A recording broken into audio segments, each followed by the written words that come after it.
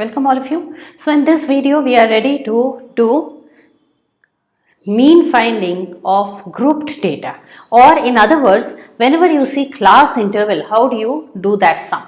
Okay, so that can be little confusing for you all, but watch the video till the end and you will understand how simple it is. Now these are the questions that are given for more number of marks. Okay, they are given for 4 marks, sometimes even 5 marks. So you should not miss कभी भी ये वाली question तो आपको छोड़ना ही नहीं चाहिए। और क्योंकि ये वाली क्वेश्चन जो होती है ना, इस टाइप की क्वेश्चन में कभी भी कुछ भी ऐसा नहीं आएगा जिसका आपने पहले नहीं किया हुआ होगा।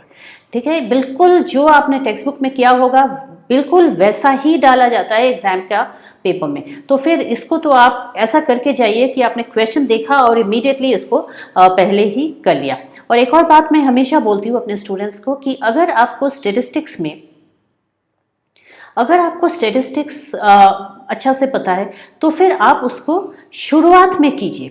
इस टिप को आप ज़रूर याद रखिए, क्योंकि आप तो करेक्ट क्वेश्चन नंबर लिख के आप उसको पोजीशन में आप डाल भी सकते हैं, या फिर आप करेक्ट क्वेश्चन नंबर जब तक लिखे हैं तब तक कोई भी बोर्ड आपको ऐसा नहीं बोल सकता है कि आप उसको पहले नहीं कर सकते। तो correct question number, correct section number लिख के आप स्टेटिस्टिक्स का क्वेश्चन को हमेशा पहले कर लीजिए, क्योंकि स्टेटिस्टिक्स का क्वेश्चन जो होता है ना, वो होता है बहुत सारे, उसमें बहुत ज़्यादा नंबर्स कॉपी करने होते हैं। आपको क्वेश्चन पेपर से टेबल बनाना है और फिर उसमें इतने सारे नंबर्स आ जाते हैं, छोटे छोटे कैलकुलेशंस, लेकिन इजी, जो अगर आप लास्ट के 10 मिनट्स या 15 मिनट्स में करने जाओगे तो उसमें आपका सम गलत होने का बहुत चांसेस है। और जैसे मैंने कहा कि इसमें आपको सोचना नहीं पड़ता, बिल्कुल सेट मेथड होता है। आपने जो किया, आपने जो सीखा है, बिल्कुल वैसा ही सम पूछा जाता है। तो ये एक बहुत ही स्कोरिंग चैप्टर है। स्टेटिस्टिक्स तो कभी भी नेग्लेक्ट नहीं कीजिए, क्योंकि इसमें सरप्राइजेस बिल्कुल नहीं होती। ओके, चलिए देखते हैं ग्रुप्ड फ्रीक्वेंसी डिस्ट्रीब्यूशन में कैसे मीन निकालते हैं। हम तीनों मेथड देखेंगे, वीडियो को एंड तक जरूर देखिए। डायरेक्ट मेथड भी देखेंगे, जो हमने पिछले वीडियो में डायरेक्ट मेथड देखा था ओनली फॉर टैबुलेटेड डेटा। अभी हम इसमें डायरेक्ट मेथड देखेंगे फिर से, लेकिन फॉर ग्रुप्ड डेटा। और फिर एज्यूम्ड मीन भी देखेंगे और स्टेप डिविएशन भी देखेंगे। तो एक हो गया हमारा सम, इसे इन लोगों ने बोल ही दिया है कि डायरेक्ट मेथड। तो डायरेक्ट मेथड के जो सम्स होते हैं ना, वो हमेशा थोड़ा फ्रीक्वेंसी थोड़ा छोटा ही रहेगा। ठीक है, वैसा ही सम दिया जाता है। तो फिर इसमें कैसे हम इसको हैंडल करें, इस ऐसी वाली कैलकुलेशन तो हमें करना ही नहीं आता है। तो फिर इसको लेके तो हम आगे चल नहीं सकते। तो फिर यहाँ पे हम बना लेते हैं क्लास मार्क, इसको बोलते हैं class mark. Okay, class mark का एक कॉलम बना लेते हैं और फिर इसका मीन, यानी कि 16 + 18 that is 34 divided by 2, lower class limit plus upper class limit divided by 2। एक बार आप एक निकाल लोगे तो बाकी अपने आप बैठ जाएगा। तो फिर this is 17, okay, this is 19 because this is 38 divided by 2, 19, this is 42, 21, here it is 46, 23 and this is 50, so it is 25। Okay, सो ये हो गया हमारा क्लास मार्क। क्यों बनाना है हमें क्लास मार्क? बनाना ही क्यों है? क्योंकि ये जो है ना ऐसा ग्रुप्ड, इसमें हम सम नहीं कर सकते। और इस फ्रीक्वेंसी का ये हो गया हमारा frequency, number of students of this age, यानी कि 2 students are of the age group 16 to 18। Okay, तो ये जो है एक अलग वे ऑफ रिप्रेजेंटिंग डेटा। हम ऐसा ग्रुप कब करते हैं? जब हमारा डेटा और डेटा का साइज इंक्रीज करते चला जाता है, तब हमें उसको ऐसा ग्रुप्स में कर लेना पड़ता है। तो फिर यहाँ अगर 18 to 20 में 7 पीपल है, तो हमें ये नहीं पता रहता है कि एग्जैक्टली कितने लोगों का एज 19 है, कितने का 17 है, हमें कुछ नहीं, कितने का 19 है या फिर कितने का 18 है, हमें कुछ नहीं पता है। लेकिन हमें पता है कि इस रेंज में 7 पीपल है।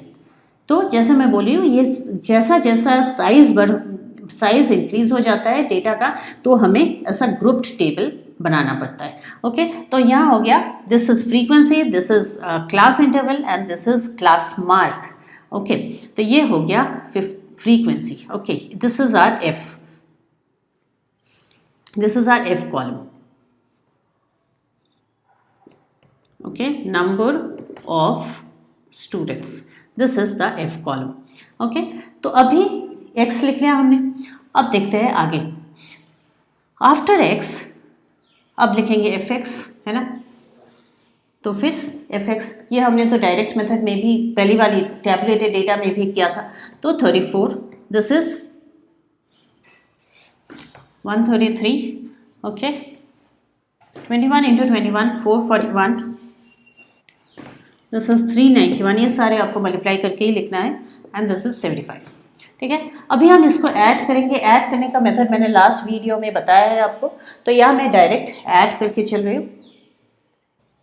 तो here x bar that is equal to summation fx by summation f, okay, so that is 1074 summation fx, यानी कि इसको ऐड करने से हमें मिलता है summation fx which is 1074। तो पहले तो हम summation f ले लेते हैं। summation f is how much? so ये हो गया 10, 7 + 3 10, 12 हो गया, 12 and then this is 38, 12 and 38 will make a 50, okay. So here, now this is a 50, now here 1074, right, 1074 by this is 50, okay. So here how much? We'll first divide with the 5, 2 and 1 and 2 and 1, then 4 is the 20.8 divided by 10, okay. So without any rough work, 21.48 is my answer. So my answer here is 21.48. So this was my first sum from grouped data, okay. So here is our next sum, जिसमें हम सीखेंगे नया method, shortcut method या फिर assumed mean method, okay. तो फिर shortcut method क्या है और कैसे ये अलग है डायरेक्ट मेथड से, देखते हैं। अगेन क्लास इंटरवल दिया हुआ है और यहाँ पे फ्रीक्वेंसी भी दिया हुआ है, इतना तो दिया हुआ रहेगा ही।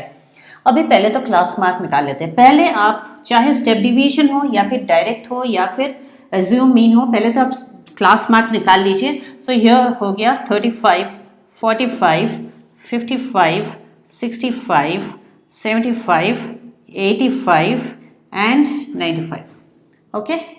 So this is my class mark, okay. इसके बिना तो कैलकुलेशन नहीं हो सकता है। अभी ये जो क्लास मार्क है, क्योंकि ये जो वैल्यूज़ है ना, ये बहुत बड़े हैं, इसमें मल्टीप्लाई करेंगे तो फिर बहुत हमें मेहनत लग जाएगी। तो एक्चुअली हम अपना काम को शॉर्टकट या फिर हम थोड़ा रिड्यूस कर रहे हैं, एक शॉर्टकट लेते हैं। क्या लेते हैं? अगर यहाँ पे देखिए, यहाँ पे कितने डेटा है, 1 2 3 4 5 6 7 है, यानी कि और नंबर्स है। तो फिर जो मिडिल वैल्यू रहेगा ये हो गया हमारा ए, यानी कि we assume this to be the mean. हम लेके चलते कि ये कुछ समय के लिए बस ये मीन है, ओके। तो हम इसको लेके चलते मीन है। अब क्वेश्चन ये होता है कि अगर 7 नहीं है, अगर 8 है, अगर 8 है तो हम फोर्थ को लेंगे, यानी कि बीच में 2 मिडिल टर्म हो जाएगा। 2 मिडिल टर्म्स में से जो ऊपर वाली होगी, यानी कि जो पहला वाला होगा, उसे हम लेंगे, यानी कि fourth. If the number of terms are 8, we will take the fourth term, okay. तो अब next is D, which is x minus A. D is x minus A. एक बात हमें मैं बता देती हूँ, कभी भी आप a माइनस एक्स नहीं कर दीजिएगा, it is x minus A only. 35 and 65, okay. So this is how much? 35, this is minus 30, this is minus 20, this is minus 10, then a 0, then 10, then 20 and then 30, okay. 10, 20 and 30. Now what is the next? D is here. Now what do we write for the next? Next is D is x minus a. What is the next step? Now the next step is f into d, जो कि इससे पहले हमने क्या किया था? हमने किया था f into x, अब हम करेंगे f into d, ओके। तो दिस इज माइनस 300, साइन को मत छोड़िए, minus 240, this is minus 140, this is 0, this is 90, this is 140 and then 180, okay. तो ये हो गया हमारा नंबर्स सारे। अभी ये जो हमारे नंबर्स हो गए, अब इसको हम समेशन, अब फॉर्मूला लिखते हैं। Mean which is x bar is a plus summation F D by summation F. Okay, ये क्या है, ये है 65, सो 65 लिख देते हैं plus summation F D. Summation F D हमें निकालना पड़ेगा, ऑल्सो समेशन एफ भी हमें जानना पड़ेगा। तो समेशन एफ डी कितना है, इसको कैसे करें? एक तो आप ऐसा कर सकते हैं कि आपने इसको जोड़ लिया और इसको जोड़ लिया और सब्ट्रैक्ट कर दिया। ओके, तो वो भी आसान ही है। This is I can see 680। Okay, 680 negative है और इधर हो गया 410, मतलब पॉजिटिव्स को जोड़ेंगे तो 410, नेगेटिव्स को ऐड करेंगे तो 680 हो गया। तो फिर 70, 270 minus 270। Okay, so this is minus 270। Minus लिखना ज़रूरी है, ऐसा नहीं कि आप माइनस को छोड़ सकते हैं। और फिर समेशन एफ कितना हो गया, this is 22, 22, 36, 36 and 48। Okay, 48 and 9। तो समेशन एफ इज अ 70, आप ऐड करके देख लीजिए। So this is a 70। So 65 plus this is minus 27 by 7, कितना हो गया 65 माइनस दैट इज 7 3 ज़ा, सो 3 and then 8, 3.8 which is, so we get a 61.2। तो हमारा मीन यहाँ आ गया 61.2। तो हम लिख सकते हैं इसका कुछ भी यूनिट नहीं है क्योंकि ये तो मार्क्स है। ओके, एक और चीज़ आप ज़रूर देखिए कि ये जो 61.2 है ना, यहाँ हम देखेंगे एक बार, जहाँ आंसर मिल गया हमें ये चेक ज़रूर कर लेना है क्योंकि मीन हमारा जो है ना उसको इस रेंज में ही होना है, बिटवीन 30 to 100। इतना ही नहीं, कहीं भी आने से भी चांसेस है कि आपका सम गलत है। तो फिर 61.2, पहले आप हाईएस्ट फ्रीक्वेंसी खोजिए। हाईएस्ट फ्रीक्वेंसी है यहाँ, इसके आसपास होना है। ओके, तो चूंकि यहाँ भी थोड़ा हाई फ्रीक्वेंसी था तो फिर हमारा जस्ट इसको क्रॉस किया, 60 को क्रॉस किया, 61.2। सो मीन जो है ना हमारा, पहले तो 30 से नीचे आ गया तो आपका सम डेफिनेटली गलत है, उसको आप चेक कीजिए। ओके, ना इसको 30 से कम होना है ना ही 100 से ज़्यादा होना है, तो फिर आपका सम रॉन्ग है। और फिर ये जो है वैल्यू जो है वो हाईएस्ट फ्रीक्वेंसी से मोर और लेस करस्पॉन्डिंग करना चाहिए। तो फिर ये हाईएस्ट फ्रीक्वेंसी से जस्ट थोड़ा सा बड़ा है क्योंकि यहाँ भी फ्रीक्वेंसी काफ़ी हाई था। ओके, तो ये हो गया हमारा मीन विच इज 61.2। अब ये जो नेक्स्ट मेथड है ना, स्टेप डिविएशन मेथड। अब मैंने क्या किया है, मैंने आपको समझाने के लिए एक चीज़ किया है, मैंने सेम डेटा को एक बार मैं एज्यूम मीन से कर रही हूँ और एक बार मैं स्टेप डिविएशन में, तो आपको क्लियरली पता चल जाएगा कि फ़र्क कहाँ है। तो फिर एक तो मैंने पहले क्लास मार्क निकाल लिया जैसे कि पहले किया था, एज्यूम मीन भी वैसे ही उसी मेथड से निकालना है, पहली वाली सम जैसे। ओके, और फिर देखती हूँ कि स्टेप डिविएशन। स्टेप डिविएशन हम क्यों यूज़ करते हैं, अगेन मैं एक बार फिर से बता रही हूँ, जहाँ जहाँ डेटा का साइज इंक्रीज करते जाता है तो फिर हम अपना मेथड भी चेंज करते हैं। तो फिर डायरेक्ट मेथड तो बिल्कुल छोटे डेटा के लिए ही सूटेबल है, और फिर ये जो है स्टेप डिविएशन या अज्यूम मीन, ये जो है ये आपका सम को काफ़ी शॉर्ट कर देता है। तो मैं एक और बात आपको यहाँ बताना चाहूँगी कि अगर आपको क्वेश्चन दिया हुआ है, क्वेश्चन पेपर में, और उन लोगों ने कहीं भी मेंशन नहीं किया कि आपको कौन सी मेथड यूज़ करना है, तो फिर आप डायरेक्ट को स्मॉलेस्ट मेथड सोचने की गलती नहीं कीजिएगा। डायरेक्ट को स्मॉलेस्ट की मेथड सोचने की बिल्कुल भी गलती नहीं कीजिएगा, क्योंकि अगर data suitable for these step deviation and assume mean, यानी कि डेटा का साइज अगर बहुत ही ज़्यादा इलैबोरेट है, बहुत ज़्यादा बड़ा है, तो फिर आप डायरेक्ट मेथड में फंस जाओगे, इतना तो गारंटेड है। क्योंकि कहाँ फंस जाओगे आप मल्टीप्लिकेशन में फंस जाओगे, और फिर आप जाके डिवीजन में भी फंस जाओगे, आप एडिशन में फंस जाओगे। ओके, तो फिर अगर आपको उन लोगों ने मेंशन नहीं किया है कि स्टेप डिविएशन या फिर अज्यूम मीन या फिर डायरेक्ट, आप डेटा का साइज देखिए, बहुत छोटा डेटा है तो ज़रूर कीजिए, आप डायरेक्ट मेथड अप्लाई कर दीजिए। लेकिन अगर आपको ये वाली फ्रीक्वेंसी डबल डिजिट के दिखे तो फिर आप ज़रूर स्टेप डिविएशन कीजिए, और ये वाली भी मैटर करती है। हाँ, क्योंकि यहाँ पे यहाँ पे देखिए 45 आ रहा है। हाँ, तो फिर आप ज़रूर स्टेप डिविएशन मेथड अपनाइए। तो फिर आपका सम आप देखेंगे, सुनने में तो बड़ा लगता है लेकिन एक्चुअली जल्दी हो जाता है। तो फिर यहाँ ये हमने अज्यूम कर लिया बिल्कुल पिछले वाली मेथड जैसे। अब यहाँ पे एक आएगा u, एक नया वेरिएबल आ गया u। u क्या है? x minus A by I, I भी बोलते हैं h भी बोलते हैं। ओके, तो फिर x माइनस ए बाई आई क्या है? ये है, पहले तो आप x माइनस ए करोगे, ये हो गया 30 बाई दिस क्लास विड्थ यानी कि 10, 40 माइनस 30 10, सो 30 बाई 3 ये हो गया -3, x माइनस ए बाई आई। तो आई subtracted this from this and divided by 10. Again, this is 20 by 10. So this is -2. This is 10 by 10, -1, 0. Then this is 10 by 10, 1. Then this is 2 and 3. देखिए data का हालत। Okay, data को हमने कितना minimise कर लिया है। ओके, अब देखिए इसका एक और नेक्स्ट स्टेप भी है विच इज UF। जैसे कि हमने शुरू से किया था FX, फिर हमने किया DF, अब हम कर रहे हैं UF। ये जो UF है ना, इस UF में देखिए यहाँ पे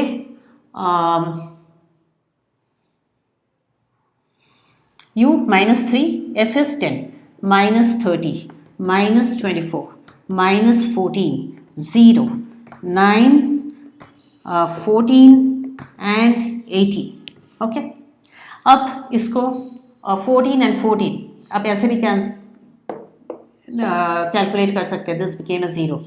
okay, then we are left with 9 and 18। This is +27 and -54। So +27 and -54 makes it a -27. So now my x bar is a plus। now इसमें थोड़ा सा फर्क है फॉर्मूला में, यहाँ आ गया है मेरा -27। here I into summation fx by summation f। okay, so a is how much? a is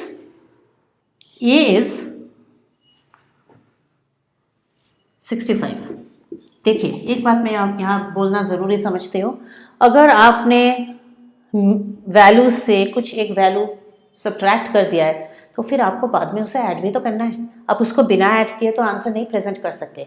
तो फिर यहाँ पे मैंने इसको ऐड कर लिया, अज्यूम मीन में भी ऐड किया था। एक और बात, अगर आपने यहाँ पे डिवाइड किया है आई से तो आपका नंबर्स तो सारे रिड्यूस हो गए, लेकिन एक्चुअल नंबर्स तो बड़े हैं, तो फिर लास्ट में जाके हम उसको मल्टीप्लाई भी कर देते हैं। तो फिर आई क्या है? आई यहाँ पे है 10, तो फिर 10। और यहाँ पे प्लीज़ बॉडमास फॉलो कीजिए, 65 + 10 नहीं कर दीजिएगा, ये जो है ना अलग अलग सब मिस्टेक्स के पॉइंट्स हैं। समेशन एफ एक्स कितना है? समेशन एफ एक्स है